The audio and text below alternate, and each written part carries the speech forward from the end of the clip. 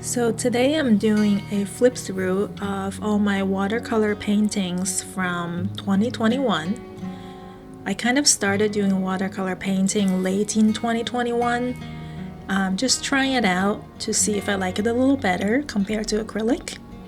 So this first one is, I guess, technically not a painting, but it's the first time I put watercolor paint on a sheet of watercolor paper.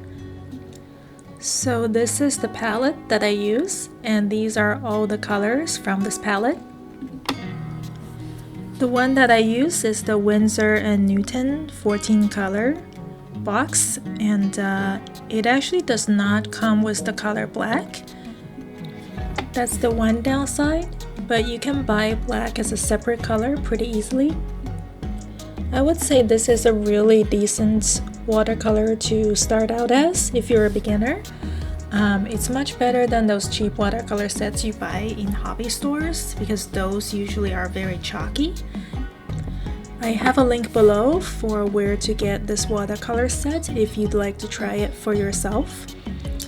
And I use this sheet just as a reference for when I do my paintings to see how much water to add and what it will look like.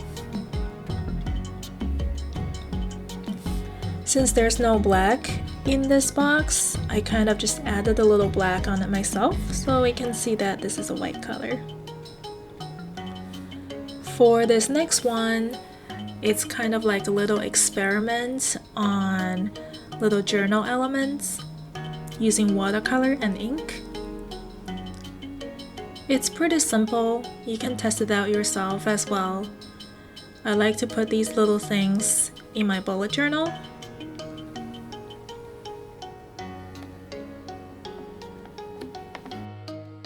I also use the Jelly Roll pens for the white.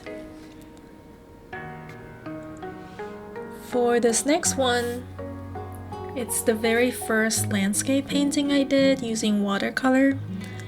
I'm actually not too happy about this one. The color just felt a little weird, but it was good practice. So this second one turned out a lot better. I think I actually did a little tutorial earlier on how to do this particular painting. You basically layer the mountains from the furthest to the closest. Each layer you add a little bit more watercolor and make it a little bit darker. So the darkest layer should be all the way in the front. This is a really good practice for beginners to try if you're doing your first landscape paintings. I think at this point I started getting a lot more comfortable with watercolor paintings, especially for landscapes.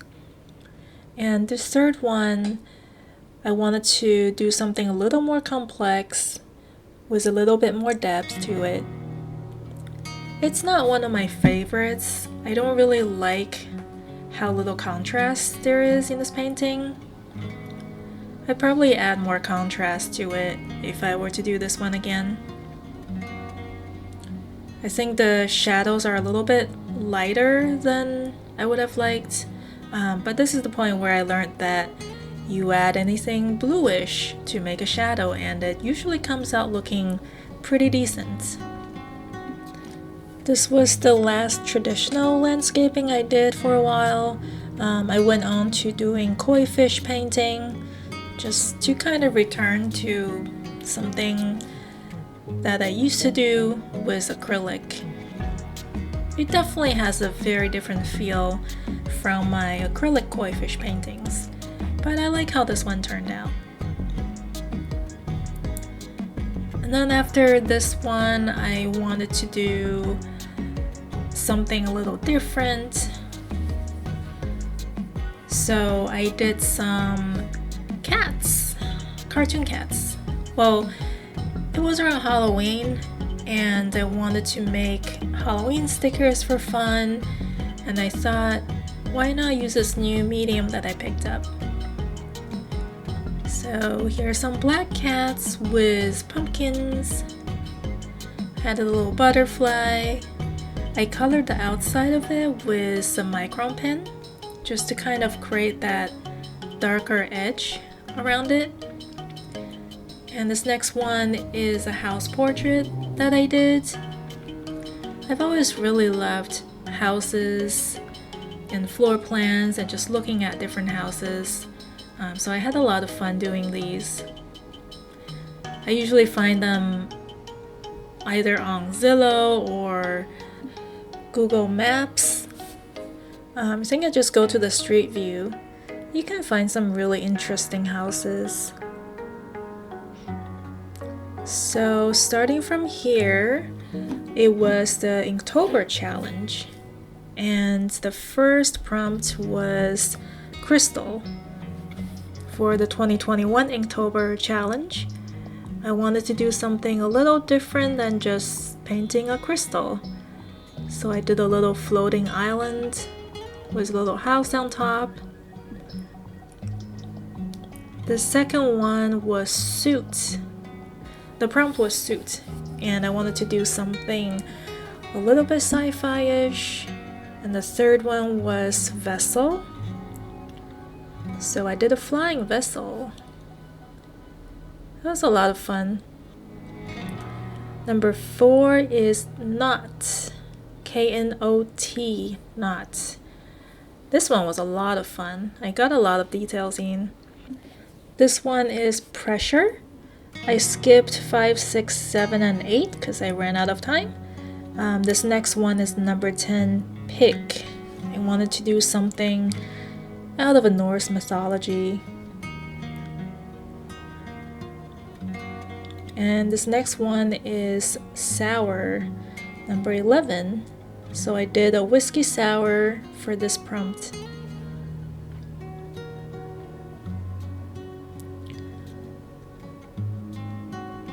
This next one, the prompt was stuck.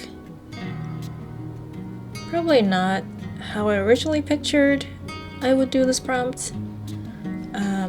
This next one is roof.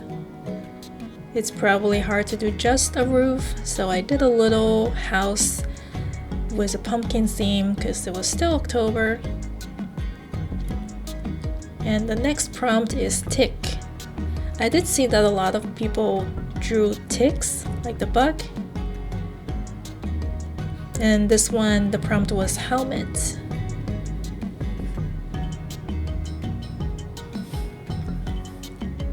The next one is compass. I was pretty straightforward with this one. Didn't really interpret it any other way, but I did enjoy the details. This next one is collide. Again, went pretty straightforward with the interpretation for this one. And the next one is moon. And I painted mooncakes, which is a traditional dessert that you eat around August moon. It's from the Chinese culture, and they're usually very sweet and very dense.